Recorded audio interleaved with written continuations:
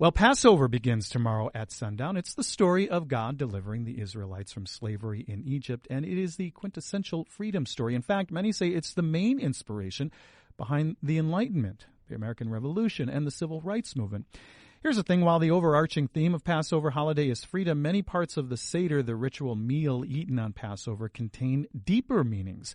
Jewish sages believe that by tapping into these deeper meanings and acting on them, a person can improve themselves so that they might go out and improve the world. So what are these deeper and hidden meanings? Here to shed some light on the subject is Rabbi Amy Bernstein. She's rabbi of Kehilat Israel in Pacific Palisades. Rabbi, welcome to the Morning Shift. Thank you so much. Thanks for having me. So there's a lot to unpack here. Let's start with this whole concept of the story of Passover, the deliverance. You know, the notion that God, this supremely powerful being, intervenes in the history to liberate powerless people. It's a universal story, not just a Jewish story from the beginning. And I'm wondering why from the beginning is this a universal story? I think it's a Jewish story, a piece of our mythological history that certainly applies universally because it talks about universal truth. Mm-hmm. So the truth about slavery and the fact that there are slaves even today. There's about 30 million slaves around the world today. So slavery is a universal truth. It has been always, really.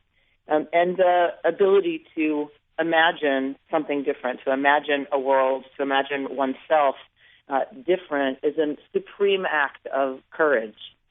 So, those are things, and then the courage it takes to actually change one's life, to take the risk, to walk into the unknown, to walk into what's unfamiliar, a brand new reality, all of that, and the risk that takes. So all of that is a universal set of facts and realities. This is our way of talking about how, in our own mythic imagination, that unfolded and continues to unfold. Yeah, and as I mentioned, it's been used. It's the inspiration, I should say, behind things like the American Revolution and certainly the Civil Rights Movement. When you hear gospel songs, "Let My People Go," "Bring Us Out of Bondage," it's referring to this story. And not only that, Egypt and Pharaoh, they've been used as metaphors for oppression by freedom movements for a very long time. And then there's that Hebrew word for Egypt, which is Mitzrayim, a reference to what is essentially, I think, a mindfulness exercise.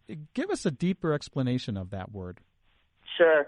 So in Hebrew, in the Bible, in Torah, there's no vowels. The Hebrew language is not vocalized in the text. Mm-hmm. And what that means is you can move the vowels around or completely change them. And if you take the word Mitzrayim, if you take those consonants, Mitzrayim, because it's only the consonants in the Torah as it's written, you could repronounce it, and the rabbis, as a spiritual teaching, purposefully misread it, and they changed the vowels to Meitzarim. So we were delivered not from only Mitzrayim, from Egypt, but Meitzarim, from the narrow places. Tzar in Hebrew is narrow, and so we're delivered also every year from the narrow, constricted places. So that seems like it has, when you say that, narrow, constricted places, what would people think of in their own lives? I mean, is that part of that you think of, okay, here is where I am now. Where is this place that I am now? Absolutely. So where are the places that we're stuck? Where are the places that we have such a narrow vision, such a narrow view that we truly aren't free to make choices because we've locked ourselves into such a narrow view of either a situation or a person or our own potential, our own possibilities. And when we're stuck there, we're not free to make positive change or positive choice. We're just mostly reacting. And all the ways that we've kind of wedged ourselves in, and we're a very binary culture right now in America, 2015, for instance. It's yes, no, right, wrong, liberal, conservative, black, white, and there's very little room for nuance, and we get really polarized and really stuck on either ends of really important conversations because we don't have the ability to move. We are talking about some of the meanings behind the Passover with Rabbi Amy Bernstein. She is Rabbi of Kehilat Israel in Pacific Palisades, California. So what you were just talking about, it sounds like a self-evaluation, an examination, and I'm wondering, is that coupled with a plan of action? I think that's kind of the point of the Seder is that we begin the tale in slavery and we end, even though we're doing it most of the evening anyway, we end, we're eating in basically the Roman fashion. The Seder is based on a Roman meal. Mm-hmm. There are only free people in Rome, and only about a third of the population in Rome would have been legally free. And so those people could lounge around and have this amazing many-coursed meal. So the whole Seder itself is actually an expression of our status as free people. But telling this story of enslavement is about we shouldn't ever forget. And we're supposed to actually taste and eat our history on Passover so that we don't forget what it is to be stuck, what it is to be enslaved, what it is to be oppressed, so that we can continue to make sure we're doing the evaluations we need to this spring, this year in our lives, so that we are both helping to move ourselves into a place of liberation and freedom and growth, as well as to make sure that we're working on behalf of those who are still oppressed in this world, because it's a huge act of empathy to say we were slaves and to say, therefore, I can't ever look at someone else who's oppressed and suffering and otherize them, to say that if they would just pull themselves up by their bootstraps, they would be fine. Our story is that it took something much bigger than our own effort and our own will to do that, and that we need to make sure we're working on behalf of the people in this world who haven't experienced redemption yet. Speaking of the meal, I want to get to perhaps the most identifiable symbol of Passover, the Seder, and that is the matzah. But I want to back up a little bit. The opposite of matzah is the chametz. What is that? Yeah, what does it stand for? So chametz is actually the word that means leavened. So it's something that's leavened, that's risen. Mm-hmm. And for something to rise, for bread in the ancient world to rise, in any world, you need yeast. You need an activator, something that's going to make the dough rise. And if you only use new grain in the springtime, this is the wheat harvest in ancient Israel. The Passover happens at the time of the wheat harvest. And if you're only using grain from the new harvest, you don't have sourdough. You don't have something to make it rise the same way. So it's about turning to what's new, turning to what's trying to grow, turning to something different than what we've, been doing for the last 11 months. And so we get rid of the chametz. We get rid of all of the old. We get rid of last year's grain. We get rid of crumbs. We get, rid of the detritus of our lives from the last year. And we start clean. We start fresh. We start with unleavened bread. And for the rabbis, it was also a metaphor, a spiritual metaphor about we get rid of what's puffed up about ourselves. We get rid of what is ego central, and those things that are about luxury and attachment to luxury and some kind of image of oneself that is about entitlement to that kind of luxury. And that's a really difficult thing for us to do, is to detach ourselves from that. And if you tried to go without eating any leavened anything for 8 days and rely on matzah, you'll know what I'm talking about. So it's not easy. At the beginning of the Seder, matzah is called the bread of affliction, and by the end it's called the bread of freedom.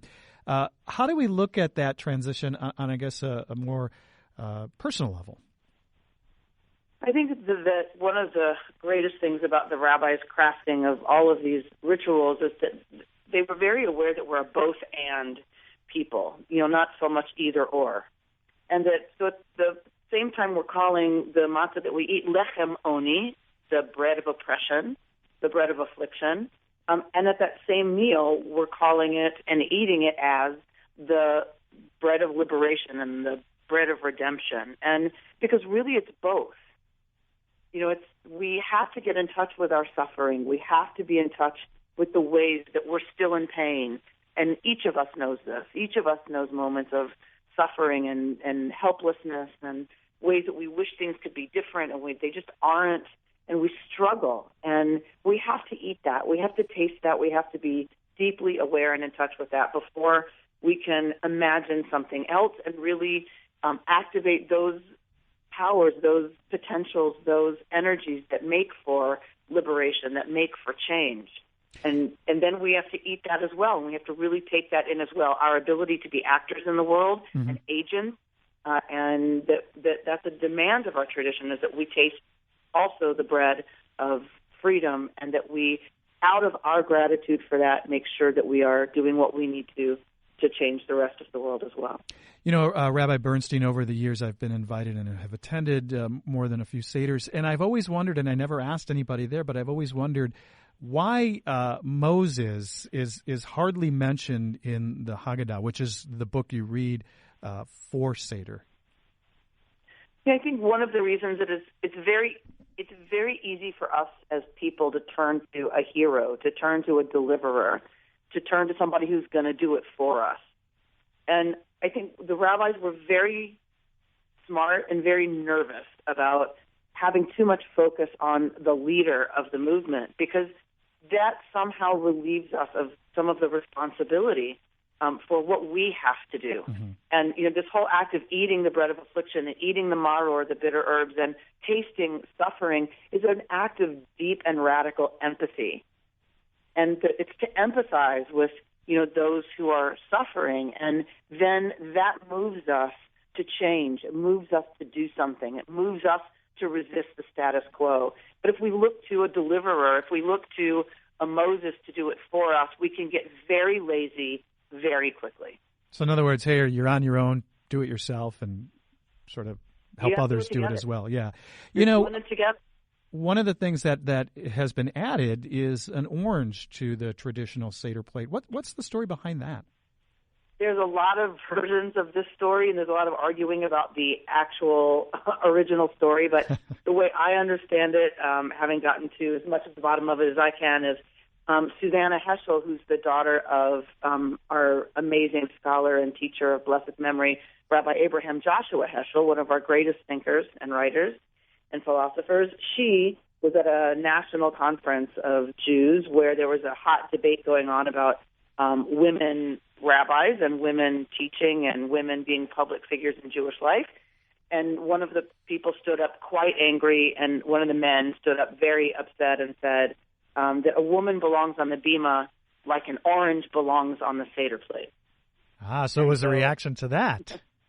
Exactly. So many of us now put an orange on our Seder plate to say, well, if that's, what it looks like, then so be it.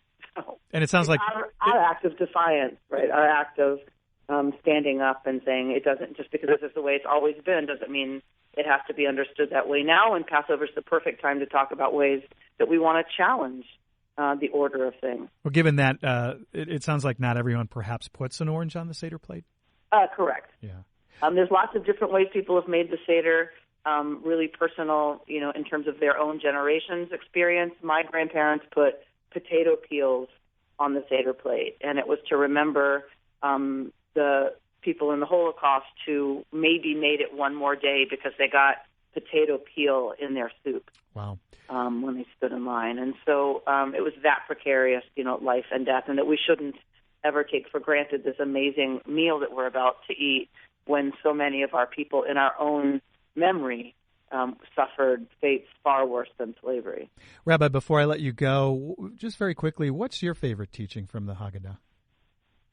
I think one of the things I like the most in the Haggadah is the way that Moses was saved. We talk about, the birth of Moses, and we just said we don't focus on him so much. But what I do love about that story is it was all of these amazing, powerful, brave women who made his life possible, and therefore, our story of the Exodus possible. And it was, women like his mother who trusted enough to give him up and put him on the water. It was Pharaoh's daughter, someone right at the heart of the seat, of the enemy, who drew him out of the water, identified him as a Hebrew baby, and refused to see him as the enemy, was moved by compassion, was moved by his cries, and his sister, who stands on the riverbank and suggests that she get a wet nurse, that Pharaoh's daughter get a wet nurse, meaning suggesting that she might keep this baby. That was a radical act of chutzpah, of cheekiness by this slave girl to talk to the princess. And the midwives who defied Pharaoh, it's the first act of civil disobedience in recorded history. And there's so much about that story that I think we could use in our own time to figure out how we can see each other differently and not be so quick to judge and not be so quick to differentiate ourselves from other people in ways that say your experience has nothing to do with mine. Their act of compassion and radical act of hope and seeing the other as somehow relevant and deserving of their compassion meant that the whole hall of power had a crack at the center, and it came tumbling down because of this one crack that was about light and about love and about respect, and that crack let enough light in that the whole thing cracked wide open, and we have the rest of our history that flows from there. And when you think about it, the center of all of that really a woman, Pharaoh's daughter.